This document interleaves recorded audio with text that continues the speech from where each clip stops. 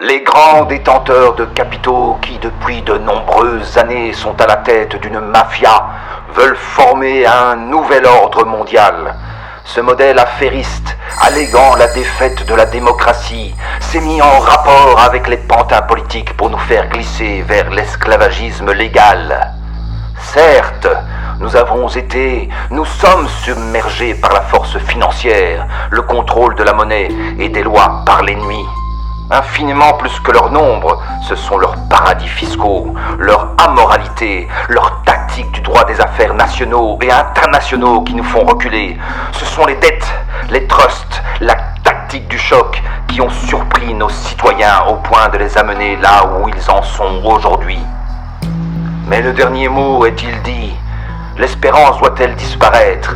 La défaite est-elle définitive? Non!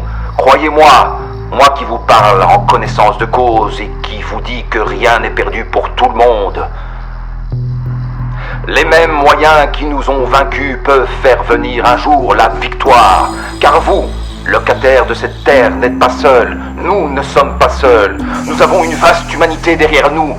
Nous pouvons faire bloc avec la déesse mère Gaïa qui s'autorégule et continue la lutte. Nous pouvons utiliser sans limite l'immense intelligence de la désobéissance civile. Cette guerre n'est pas limitée au territoire de chaque État. Cette guerre n'est pas tranchée par la bataille de vos droits sociaux. Cette guerre est une guerre mondiale.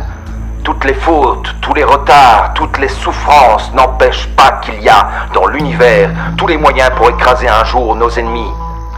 Foudroyés aujourd'hui par l'accaparement des ressources et la corruption, nous pourrons vaincre dans l'avenir par la disparition de l'anonymat des capitaux et la fin du contrôle de l'OMC, de l'OCDE, de la BRI, du FMI et de la Banque mondiale. Nous pourrons vaincre par la reprise en main de la politique au sens noble du terme. Le destin du monde est là.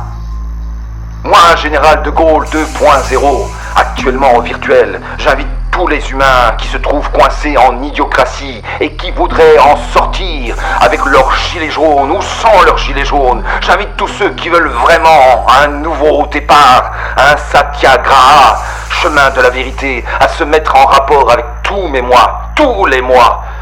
Quoi qu'il arrive, le flamboiement de la résistance humaine ne doit pas s'éteindre et ne s'éteindra pas. Demain comme aujourd'hui, je parlerai en homme libre.